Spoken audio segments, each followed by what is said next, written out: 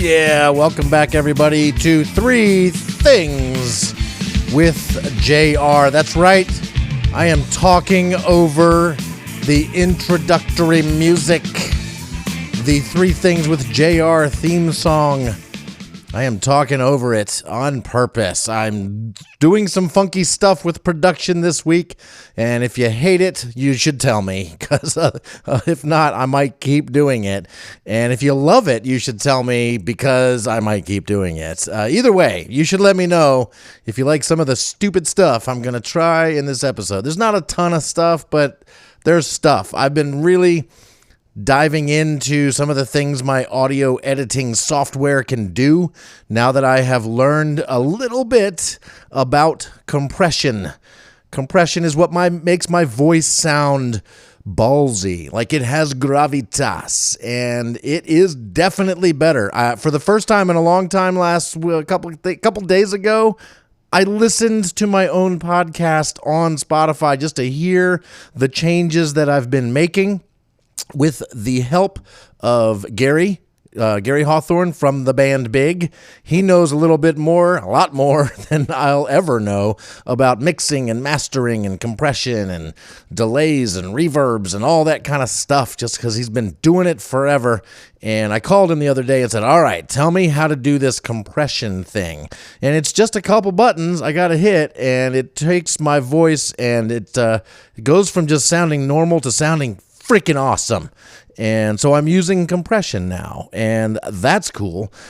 So that's why my voice sounds this way, which I'm digging. I also, when I was listening back to my own show, which again, I don't do that very often. I mean, I said it all. I don't need to listen to it, but it is good to do that for just quality control. And Gary was right.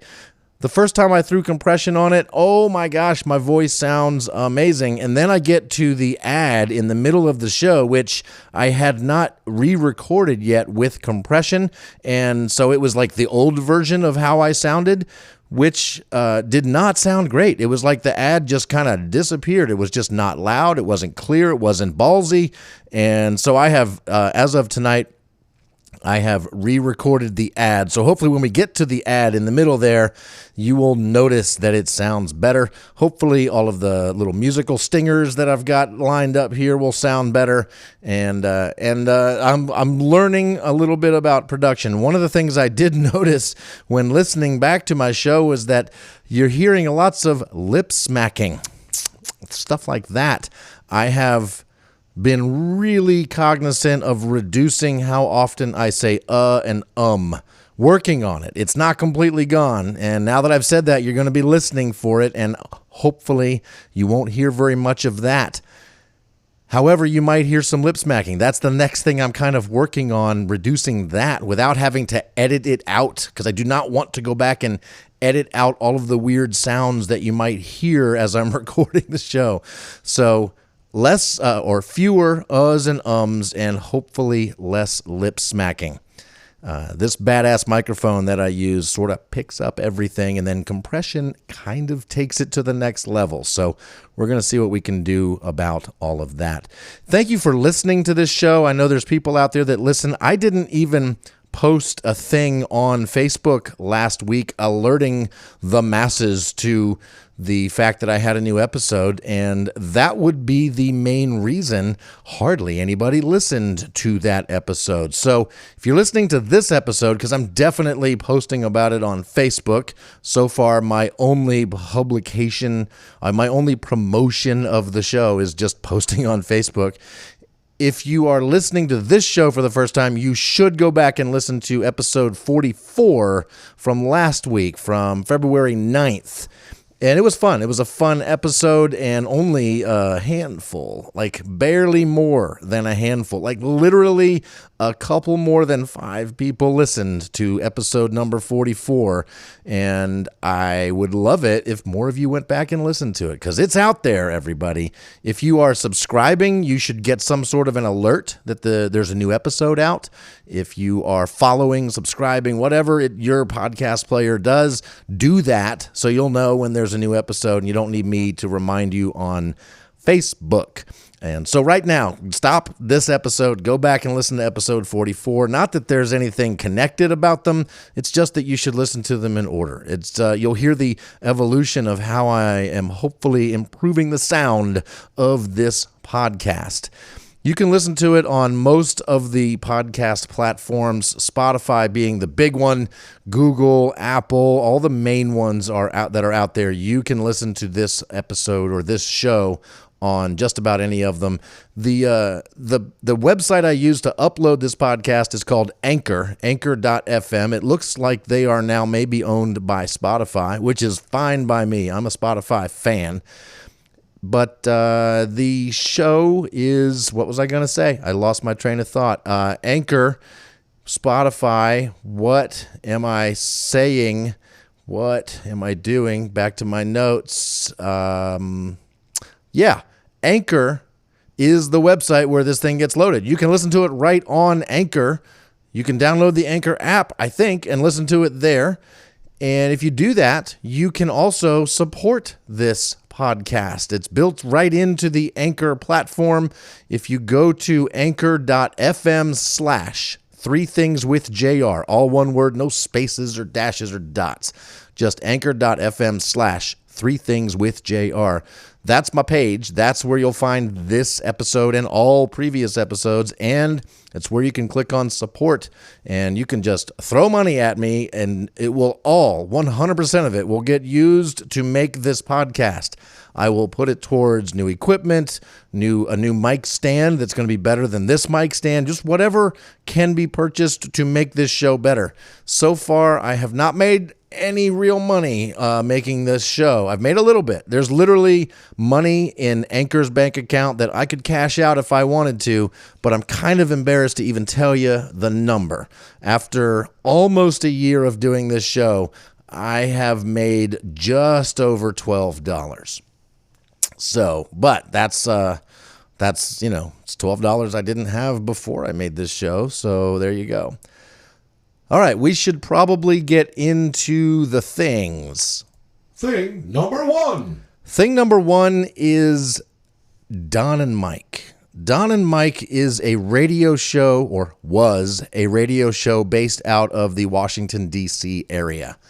When I first heard it, it was a morning show. It was on WAVA, which was a sort of a top 40 radio station, played mostly music throughout the day. They did probably traffic and weather together, and on the 8s, they had a little news thing here and there, but it was mostly just playing your typical top 40 radio station, and they had a morning zoo show hosted by Don Geronimo and Mike O'Mara. And I loved it. During the summers between school, I would work for my dad, and we would listen to that show on whatever radio. He was a house painter. I worked with him painting houses. You listen to music while you're doing work like that, or you listen to the radio.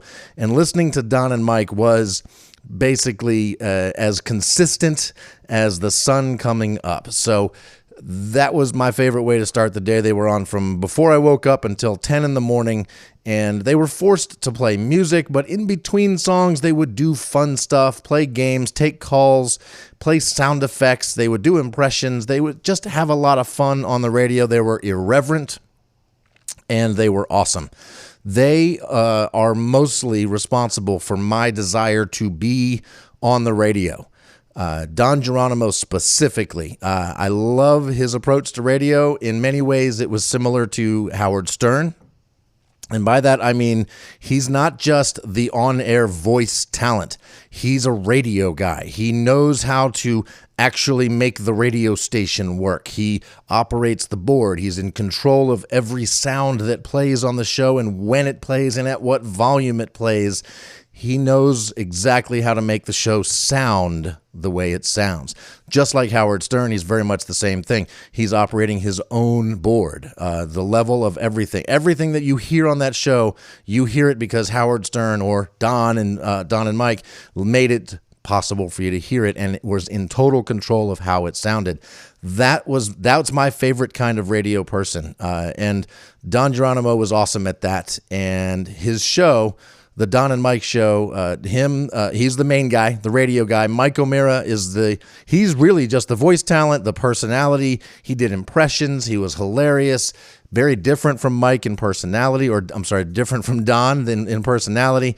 And they bounced off each other really well, and they were hilarious. And they are what I think of when I think of doing a radio show. I don't think I want to actually be like do a Howard Stern radio show. If I could do a radio show like live terrestrial radio where there's, a community of people listening, it would be something like Don and Mike, where we played songs when we felt like it. We took calls. We had fun. We played games. Some of the games they played, my favorite game that they played was, they had a name for it. I forget what it was. It was, I call it the red light game. They probably had a funnier name than that for it, but they would take calls from people who, when they would announce the game, right? And then 10 or 15 minutes later, they would play the game. So people had a chance to get into position. And by that, I mean, to play this game, you had to be in your car at a red light to turn left, like in a left turn lane with the light turning red. And so you would have to convince them that you were actually there at a left turn lane and that the light had just turned red. And then they would start a timer, and you had to use your mobile phone, hold it out the window, and wait for the people behind you to honk. And you got money for every honk that you got. $1, $5, $10, whatever it was, you would get money. So if you got 100 honks, which nobody got 100, but if you got 5 or 10 honks, you get 5 or 10 honks times whatever dollar amount they were paying out.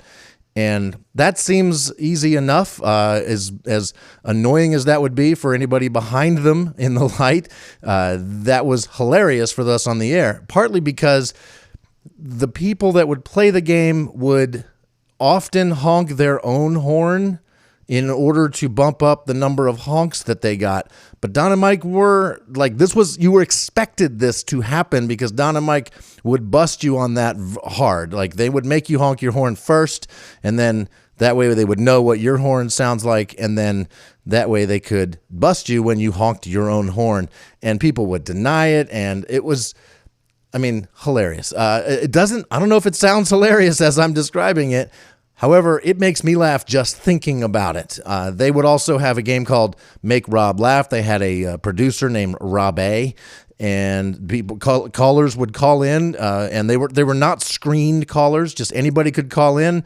They would pick up, and your job was to try to make the producer laugh. You could tell a joke. You could say whatever. And if you got them to laugh, you won some money.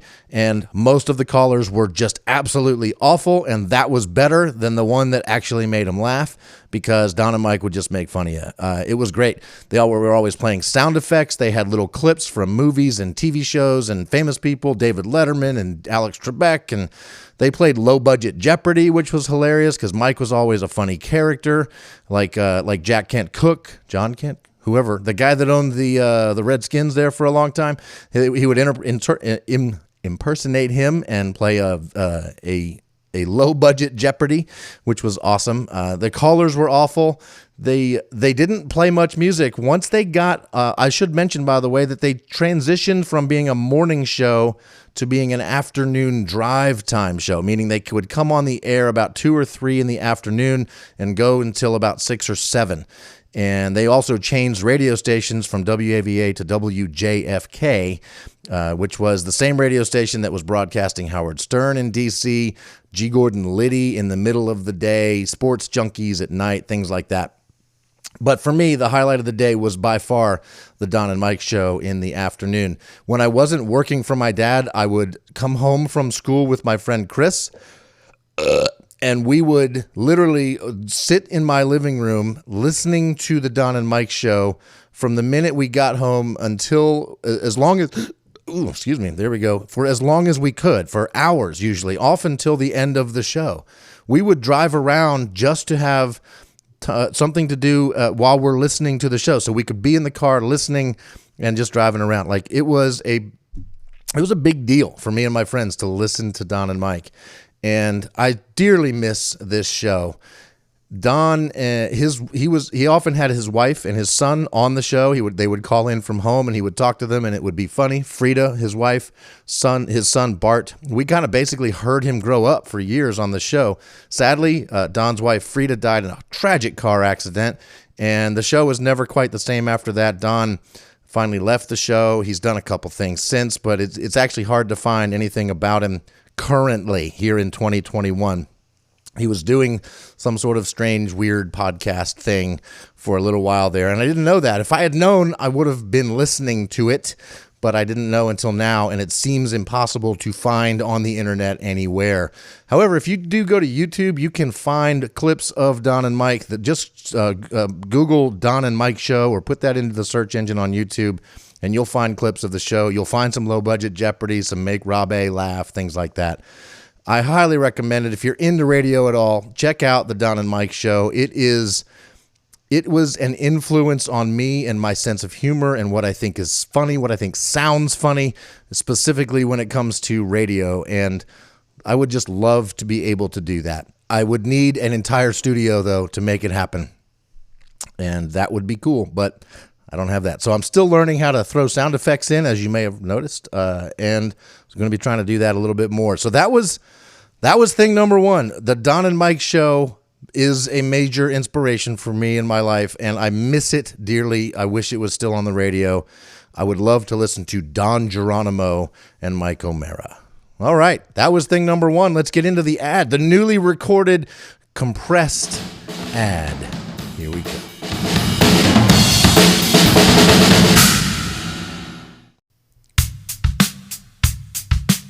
And we are back to the regular show now, and it is time for... Thing number two. That's right, thing number two. Let's talk about it. It's usually having something to do with a music, a TV show, movies, whatever I'm watching that's inspiring me. And I gotta say, of all of the things I watch, what I watch the most of is YouTube. It has never gone away from me. It has been sort of a staple in my life since the beginning. I remember creating YouTube videos when YouTube first became a thing. At the time, I was uploading little videos of my family. We would play this little game on the computer called Line Rider, where you could design this little sort of roller coastery thing and then hit play and watch this little character ride on it until you screwed up your design and he would fall off, and you do it again and you make a cool one and you upload the video to YouTube. I was doing that way back in like the first year or two that YouTube was a thing. And I've been on YouTube ever since. I use it all the time for research, for figuring out how to do things, for finding clips of the Don and Mike Show. It's the only place I was able to find them. And YouTube's great. I use it so much. I watch disc golf on it. I learned drum things on it. I watched a video about compression on it so I could make my voice sound better and my drums sound better. I just love it. I even love it so much I pay for YouTube Premium. YouTube Premium is $15 a month, but you know what you get for that? You know those ads that play before YouTube videos?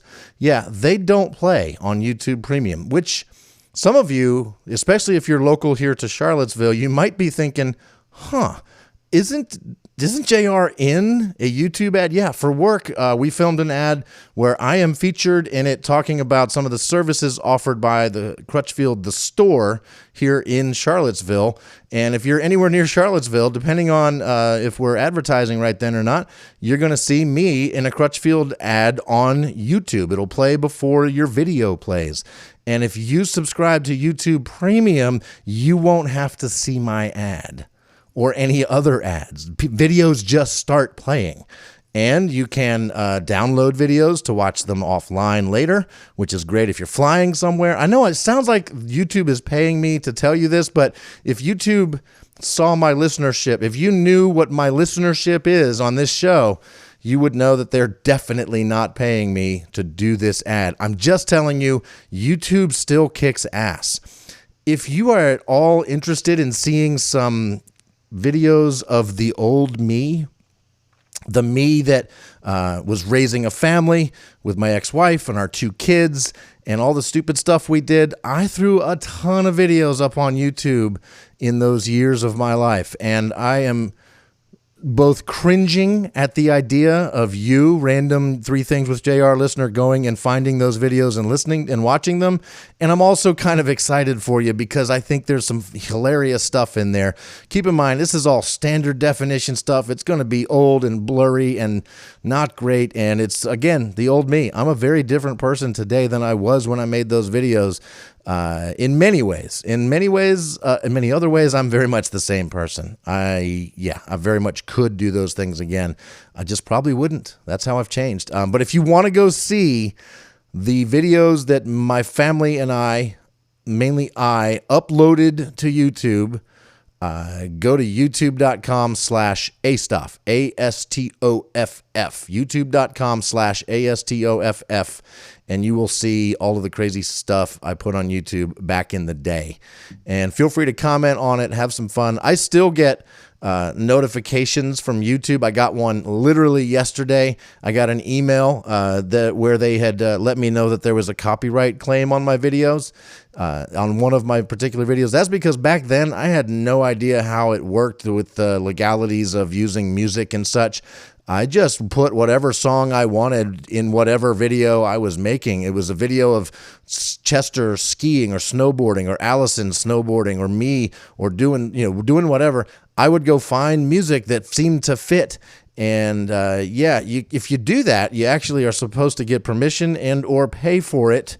And I never did any of that, which means I've never been able to make any money off of those YouTube videos because there's copyrighted music in them. And that means when you watch those videos, you're more likely to see an ad, and somebody else gets the money for that ad, even though they're watching my video. And I'm totally fine with that because the video gets to be what I created it to be at the time, which was with the right music at the right time. I had a lot of fun making those videos. I do kind of hope you go check out and see the work I have done. YouTube, it's better than it ever has been, partly because of my subscription to YouTube Premium. I highly recommend it. And I think that's it for thing number 2. That's really all I wanted to say. Is YouTube still rocking? All right, time for thing number 3. I did not take a shower today. And the reason I didn't was because I slept in yesterday. I took a shower later in the morning. I didn't really do anything where I got hot and sweaty or nothing. I felt fine this morning. I did not take a shower, and that's pretty rare for me. And as a result, all day at work, I was self-conscious about whether or not I smelled, and it doesn't matter. And I didn't see any other humans at work today. I was the only one of extremely few people in the office, so there wasn't really anything to worry about except myself. I didn't smell myself. I don't think I smelled bad, but I didn't take a shower in the morning. And I am very much a morning shower person, which means I only ever take showers when those I have loved have passed on. That was a long way to go for a stupid joke. Mourning.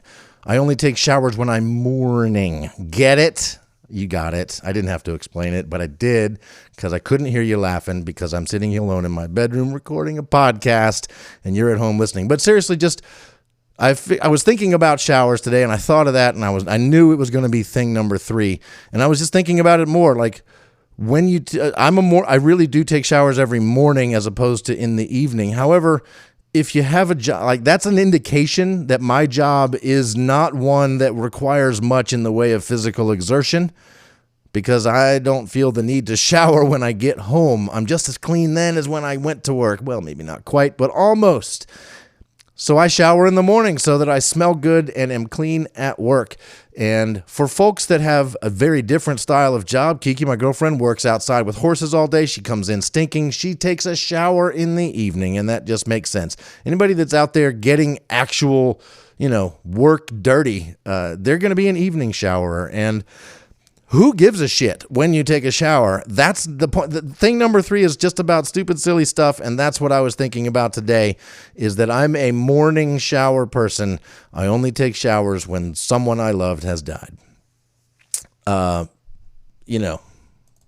call me stupid. That's all I have to say about that. Everybody, thank you so much for listening. I'm having more fun than ever making this show. Please go back and listen to last week's episode number 44, A Little Too Fishy.